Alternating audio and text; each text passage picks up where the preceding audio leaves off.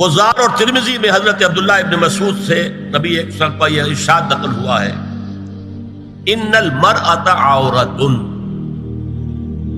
عورت چھپا کر رکھنے کی چیز ہے۔ ان المرأۃ عورۃ فاذا خرجت، جب وہ گھر سے نکلتی ہے، استشرفها شیطان، اب شیطان جو ہے اس کو تاک میں رکھتا ہے۔ واقرب ما تکون بروحۃ ربها وهي في قعر بیتها، وہ اپنے رب کی رحمت سے قریب ترین ہوتی ہے جبکہ اپنے گھر کے بھی کسی اندرونی حصے۔ اسی لیے فرمایا مردوں کے لیے مسجد میں نماز افضل 28 گنا، اور عورت کے لیے گھر کی نماز مسجد سے افضل، گھر کے صحن کی مسجد سے افضل، دالان کی صحن سے افضل، کمرے میں اس سے افضل، اور کمرے کی کوئی بغلی کوٹھڑی ہے تو اس میں سب سے افضل۔ یہ احادیث نبی اکرم صلی اللہ علیہ وسلم۔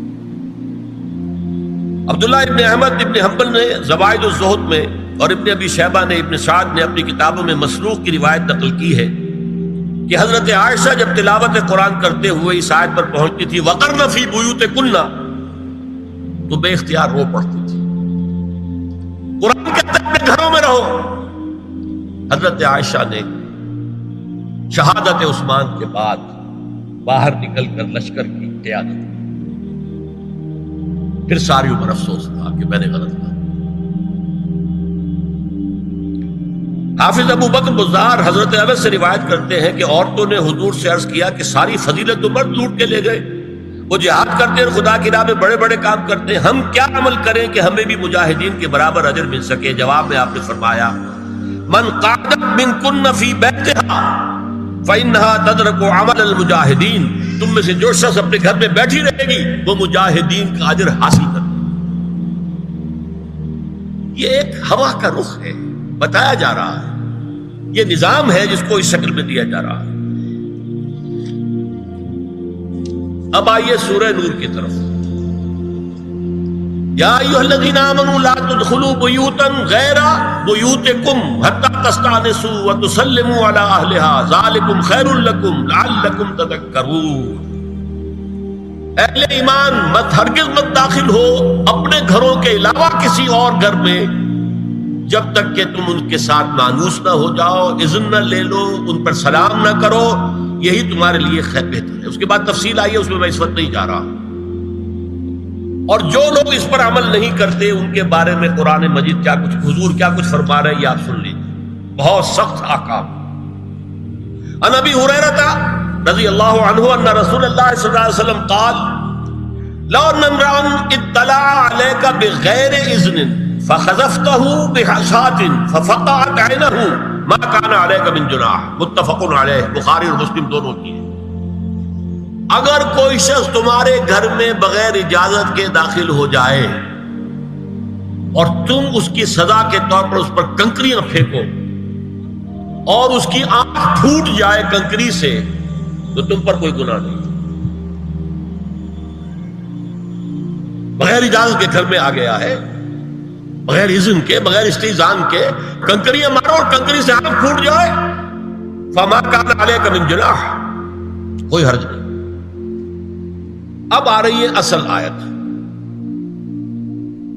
قل للمؤمنین یغضوا من ابصارهم ویحفظوا فروجهم ذلک ازکی لهم ان اللہ خبیر ما یصنعون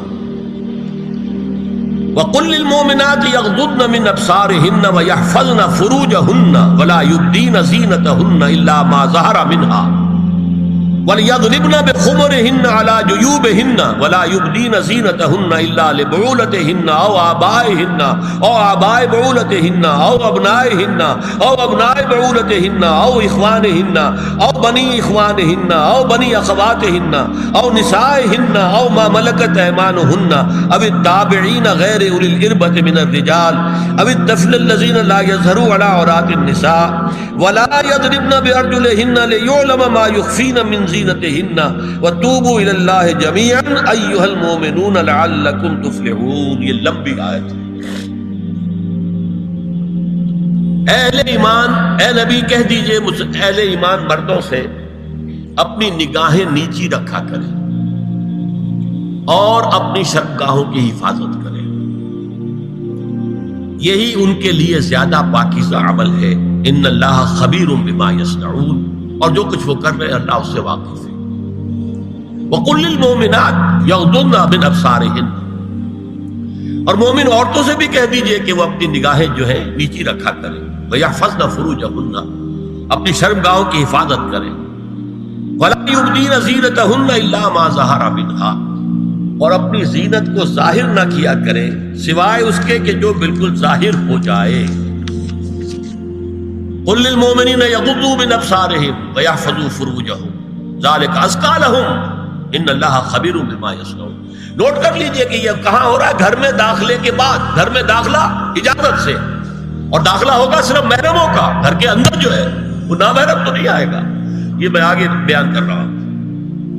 وَقُلْ لِلْمُؤْمِنَاتِ يَغْضُضْنَ مِنْ أَبْصَارِهِنَّ وَيَحْفَظْنَ مِنْ فُرُوجِهِنَّ، اور کہہ دیجئے مومن عورتوں سے بھی کہ وہ بھی اپنی نگاہیں جھکا کر رکھیں اور اپنی شرمگاہوں کی حفاظت کریں۔ وَلَا يُبْدِينَ زِينَتَهُنَّ إِلَّا مَا ظَهَرَ مِنْهَا، محرموں سے پردہ کیا ہے؟ محرموں سے اس کا نام ستر ہے۔ عورت کا پورا جسم ستر ہے سوائے چہرے کی ٹکیا اور یہ ہاتھ اور یہ پاؤں، بس۔ کیا مطلب ہے؟ بھائی بھی نہیں دیکھ سکتا بہن کے جسم کا کوئی اور حصہ، باپ بھی نہیں دیکھ سکتا بیٹی کے جسم کا کوئی حصہ۔ یہ ستر ہے، ستر محرموں سے پردہ ہے۔ وَلْيَضْرِبْنَ بِخُمُرِهِنَّ عَلَىٰ جُيُوبِهِنَّ، یہ بھی گھر کے اندر کی بات ہو رہی ہے، کیونکہ میں پہلے بتا چکا ہوں جلباب ہوتا تھا جب گھر سے باہر نکلتی تھی عورت، تو وہ اپنی چادر لپیٹتی تھی اپنے گرد، چہرہ نہیں ڈھانپتی تھی، صرف چہرے کا حکم دیا گیا اس کے ضمن میں۔ وہ سورہ احزاب کی آیت ہے، وہ رہ گئی، میں بیان کروں گا۔ اور خمار اوڑھنی ہوتی تھی جو گھر میں اوڑھتی تھی۔ گھر میں ظاہر بات ہے کہ جلباب تو نہیں لیا جا سکتا، آخر گھر کا کام کاج کرنا ہے، ہلکی سی اوڑھنی وہ گھر میں، لیکن فرمایا وَلْيَضْرِبْنَ بِخُمُرِهِنَّ عَلَىٰ جُيُوبِهِنَّ، اور انہیں چاہیے کہ اپنی اوڑھیوں کے، بکل اوڑھنیوں کے اپنے سینوں کے اوپر، گریبانوں کے اوپر بھی مار لیا کریں۔ اب اس کے بعد فرمایا وَلَا يُبْدِينَ زِينَتَهُنَّ إِلَّا لِبُعُولَتِهِنَّ، اب یہاں یہ زینت کا لفظ آ رہا ہے چہرے کے، اور چہرے ہی میں کچھ سنگھار بھی ہوتا ہے۔ اب ان کے لیے کہا گیا کہ چہرے کی زینت، اور چہرے کے اوپر اگر کوئی بناؤ سنگھار ہے، زیور ہے، تو اس کی زینت نہ ظاہر کریں، مگر اب یہ یہاں تفصیلی آئی ہے، جو محرم ہے ان کی تفصیل۔ تو فرمایا کن کے سامنے ظاہر کر سکتی ہے؟ الا لبعولتہن، سب سے بڑھ کر تو شوہر، او آبائہن، اور یہ آپ نے باپ۔ اچھا، باپوں میں نوٹ کی نہیں، باپ حقیقی ہو، اخیافی ہو، اللاتی ہو یا رضاعی ہو، یہ چاروں قسم کے باپ اس میں شامل ہیں۔ جس عورت نے دودھ پلایا تھا اس کا شوہر بھی باپ بن گیا۔ او آبائے بعولتہن، اپنے شوہروں کے باپ، یا ابنائہن، ان کے اپنے بیٹے، بیٹوں میں بھی آئیں گے چاروں، اللاتی، اخیافی، عینی اور رضاعی۔ او ابنائے بعولتہن، اور اپنے شوہروں کے بیٹے، ہو سکتا ہے شوہروں کی اور بیویاں بھی ہوں، تو ان کے بیٹے بھی، جو ستیلے بیٹے ہیں وہ بھی محرم، ان سے کسی شکل میں کبھی شادی نہیں ہو سکتی۔ او اخوانہن، یا ان کے بھائی، او ابنائہن، یا اپنے بیٹے، او ابنائے بعولتہن، یا اپنے شوہروں کے بیٹے، او اخوانہن، یا اپنے بھائی، او بنی اخوانہن، یا اپنے بھائیوں کے بیٹے، او بنی اخواتہن، اپنا بھتیجا، شوہر کا بھتیجا نہیں، اپنا بھتیجا محرم ہے، اپنا بھانجا محرم ہے، شوہر کا بھانجا محرم نہیں ہے۔ او نسائہن، یا ان کی عورتیں، اپنی عورتیں، جان پہچان کی عورتیں۔ او ما ملکت ایمانہن، یا جو ان کے داہنے ہاتھوں کی ملکیت ہے، باندیاں، غلام۔ اس میں عرض کر چکا ہوں کہ اس میں کافی اختلافات ہیں۔ یہ بھی ہے کہ اس سے مراد صرف باندیاں ہیں، غلام مرد نہیں، یہ بھی ہے کہ مرد بھی ہے، اور یہ بھی ہے کہ مرد جب تک کہ وہ بالغ ہو۔ لیکن میں اس بحث میں یہاں نہیں جانا چاہتا، یہ پھر فقہ کی بحث ہو جائے گی۔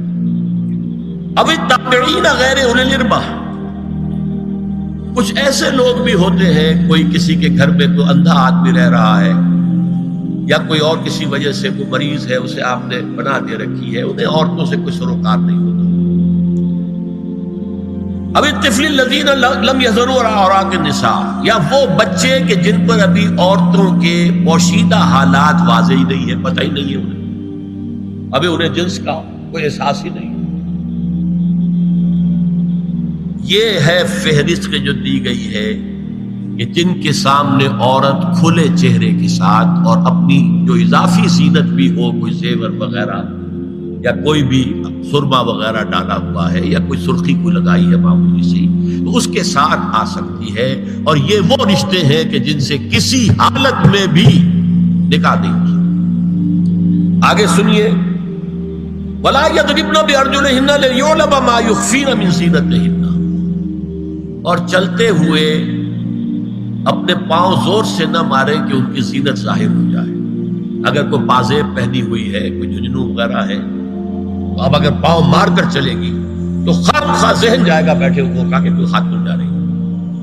یہاں تک اس کے علاوہ یہ بھی ہے، تعطر کے بارے میں فرمایا ہے کہ اگر عطر لگا کر کوئی عورت گھر سے نکلی ہے، اذا استعارت المرأة فمرت على القوم ليجدوا ريحها فهي كذا وكذا قال قولا شديدا۔ اس ابو داؤد کی روایت حضور نے فرمایا، جب کوئی عورت عطر لگا کر، خوشبو لگا کر نکلتی ہے کہ لوگ اس کی خوشبو سونگیں یا اس کو اوپر مطلع ہو جائیں تو ایسی ہے ایسی ہے، بہت سخت الفاظ حضور نے استعمال کیے کہ جس کو راوی نے نقل نہیں کیا۔ عورت کے لیے خوشبو، عورت کی آواز کا پردہ ہے۔ اب دیکھیے کس حد تک نماز میں اس وقت عورتیں بھی شریک ہوتی تھی، اگرچہ حضور نے فرمایا مردوں کی صف بہترین سب سے آگے والی ہے اور سب سے بری صف سب سے پیچھے ہے، کیونکہ اس کے پیچھے پھر عورتوں کی صف ہوتی تھی، اور عورتوں کے لیے سب سے اچھی صف سب سے پچھلی والی ہے اور سب سے بری سب سے آگے والی ہے۔ سب سے آگے والوں کے سامنے پھر مرد ہوتے تھے، ان کی پشت ہوتی تھی۔ تو اسی طریقے سے اگر غلطی کی ہے تو مرد جو ہے کہے گا سبحان اللہ، امام سے غلطی ہو گئی ہے، مرد کیا کہے گا؟ سبحان اللہ۔ عورت کیا کرے گی؟ اپنے ایک ہاتھ کے پشت پر اپنا ہاتھ مارے گی، اپنی آواز نہیں نکالنی، آواز کا پردہ،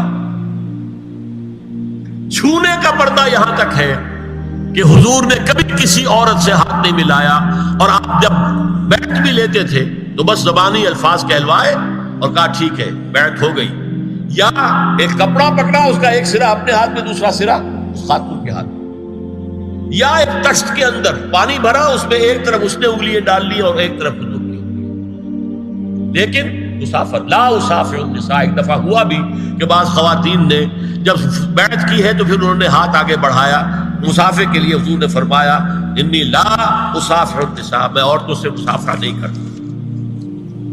یا ایھا النبی قل لازواجک وبناتک ونساء المؤمنین یدنین علیہن من جلابیبہن ذلک ادنی ان یعرفن فلا یؤذین وکان اللہ غفورا رحیما۔ اے نبی صلی اللہ علیہ وسلم کہہ دیجئے اپنی بیٹیوں سے اور اپنی بیویوں سے اور مسلمانوں کی خواتین سے۔ اب دیکھیے یہ سورہ احزاب ہی میں ہو رہا ہے، شروع میں یا نساء نبی سے بات چلی، استیزان بھی صرف نبی کے گھر میں داخل نہ ہو اذن کے بغیر، آگے چل کر سورہ احزاب ہی میں عام بھی کر دیا، قل لازواجک وبناتک ونساء المؤمنین، کہہ دیجئے اپنی بیویوں سے، اپنی بیٹیوں سے اور اہل ایمان کی خواتین سے، یدنین علیہن من جلابیبہن، کہ وہ اپنے چہروں کے اوپر اپنی جلباب کو لٹکا لیا کریں، چہرہ چھپ جائے۔ اب اس کی تفسیر میں چاہتا ہوں کہ آپ کو جو مختلف مفسرین نے کی ہے وہ آپ کے سامنے میں رکھوں۔ حضرت عبداللہ ابن عباس نے اس آیت کی جو وضاحت فرمائی ہے اسے حافظ ابن کثیر نے اپنی تفسیر میں اس طرح نقل کیا ہے، اللہ نے مسلمان عورتوں کو حکم دیا ہے کہ جب وہ کسی کام کے لیے گھروں سے نکلیں تو اپنی چادروں کے پلو اوپر سے ڈال کر اپنا منہ چھپا لیں اور صرف ایک آنکھ کھلی رکھیں، دونوں آنکھیں بھی غلط ہیں۔ اور سن لیجئے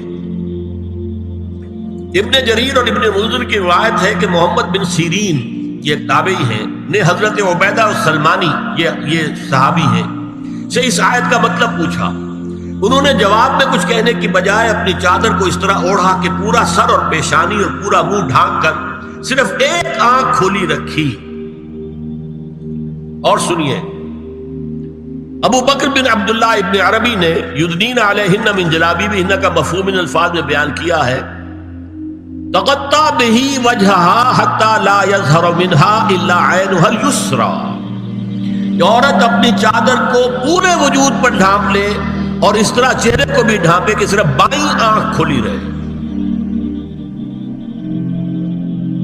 علامہ حمید الدین فراہی کو نظم قرآن کے فہم میں خصوصی مقام حاصل تھا. انہوں نے حجاب کے بارے میں اپنے ایک مکتوب میں ہاتھ اور چہرہ کھلا رکھنے کو جائز قرار دینے کے موقف کے بارے میں لکھا ہے کہ میری رائے میں نظم قرآن پر توجہ نہ کرنے سے یہ غلط فہمی پیدا ہوئی ہے.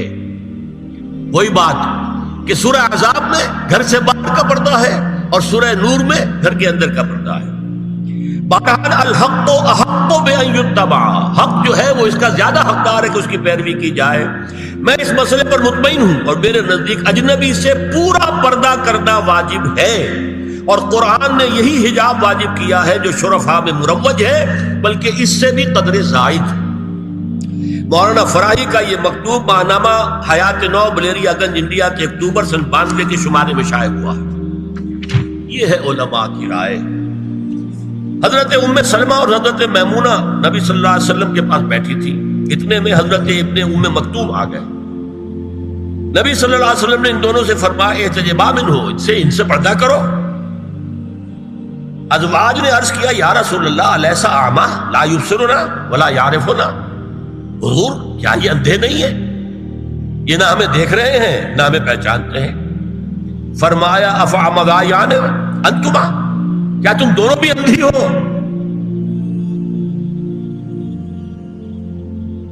الا تبصران ہی، کیا تم نہیں دیکھ رہی ان کو؟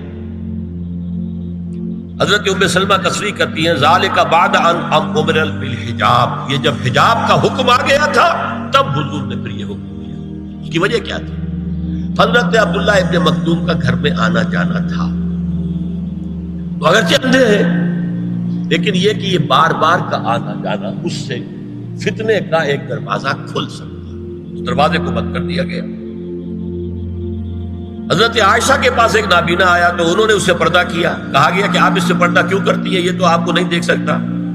جواب میں حضرت ام المومنین نے فرمایا لاکنی انظر الیہ، میں تو اسے دیکھ رہی ہوں نا. اور مرد کو دیکھے. البتہ یہ کہ عام حالات میں آپ بازار میں چل رہے ہیں، عورت جا رہی ہے، کوئی ساتھ باہر نکلنا پڑا ہے، تو اس حالت میں اگر وہ مرد کو دیکھتی ہے تو اس میں در حقیقت وہ فتنہ نہیں ہے کہ جو گھر میں آنے جانے والے لوگ. اب ایک آخری مسئلہ ہے. 2 حدیثیں ایسی ہیں جو میری گفتگو کے خلاف جاتی ہیں اور میں دیانت کا تقاضا سمجھتا ہوں کہ وہ بھی آپ کے سامنے بیان کروں. حضور کے بارے میں یہ معلوم ہے کہ 2 خواتین جو ویسے نامحرم تھیں وہ ان کے سامنے آتی رہیں اور آپ ان سے ملتے رہے. ایک آپ کی سالی حضرت اسماء، حضرت عائشہ کی بہن رضی اللہ تعالی عنہ، اور ایک آپ کی چچا زاد بہن حضرت علی کی بڑی ہمشیرہ حضرت ام ہانی. یہ میں حدیث آپ کو سنا رہا ہوں. بکثرت احادیث سے ثابت ہے کہ حضرت اسماء بنت ابی بکر آپ کے سامنے ہوتی تھی اور آخر وقت تک آپ کے اور ان کے درمیان چہرے اور ہاتھوں کی حد تک کوئی پردہ نہ تھا. حجۃ الوداع نبی صلی اللہ علیہ وسلم کی وفات سے صرف چند مہینے پہلے کا واقعہ ہے اور اس وقت تک بھی یہی حالت قائم رہی. یہ ابو داؤد کتاب الحج. دوسری روایت حضرت ام ہانی رضی اللہ تعالی عنہا جو ابو طالب کی صاحبزادی اور نبی صلی اللہ علیہ وسلم کی چچا بہن تھی، آخری وقت تک حضور کے سامنے ہوتی رہیں اور کم از کم منہ اور چہرے کا پردہ انہوں نے آپ سے کبھی نہیں کیا. فتح مکہ کے موقع کا ایک واقعہ وہ خود بیان کرتی ہیں جس سے اس کا ثبوت ملتا ہے. یہ ابو داؤد کی روایت ہے. یہ روایتیں ہیں، میں انہیں تسلیم کرتا ہوں اور میں نے اب جو کچھ بیان کیا ہے اس سے یہ ایک بالکل برعکس بات سامنے لا رہی ہے۔ اب یہ ہے کہ یا تو ہم ان دو حدیثوں کو اصل مان کر باقی ساری حدیثیں جو ہیں ان کو ختم کر دیں۔ میں تو آپ کو سنا نہیں سکا، میرے پاس تو بہت زیادہ حدیثوں کا مواد تھا۔ چہرے کے پردے کے لیے حدیثیں جو ہے، استیزان کے لیے کتنی حدیثیں ہیں، چہرے کے پردے کے بارے میں بہت زیادہ حدیثیں ہیں۔ حضرت ام خلاد ایک خاتون تھی، ان کا بیٹا ایک غزوے میں شہید ہو گیا، وہ اس کے بارے میں کچھ پوچھنے کے لیے حضور کے پاس آئی، صحابہ بیٹھے ہوئے تھے، انہوں نے نقاب ڈالا ہوا تھا، منتقبۃ، نقاب کا لفظ بھی حدیث میں موجود ہے۔ اور یہ لوگ کہتے ہیں نقاب تو جو ہے یہ بعد کی پیداوار ہے، یہ لفظ کوئی ہے ہی نہیں۔ حجاب کا لفظ قرآن میں ہے، جلباب کا لفظ قرآن میں ہے، خمار کا ذکر قرآن میں ہے، اور یہ منتقبۃ نقاب ڈالی۔ لوگوں نے کہا عجیب عورت ہے یہ، اس کا بچہ شہید ہو گیا ہے، مطلب یہ کہ سخت صدمے کی کیفیت، اور یہ اس وقت بھی اس نے نقاب ڈالی ہوئی ہے۔ تو انہوں نے جواب دیا ان ارزو ابنی لا ارزو حیائی، میں نے بیٹا کھویا ہے، اپنی حیا نہیں کھوئی ہے۔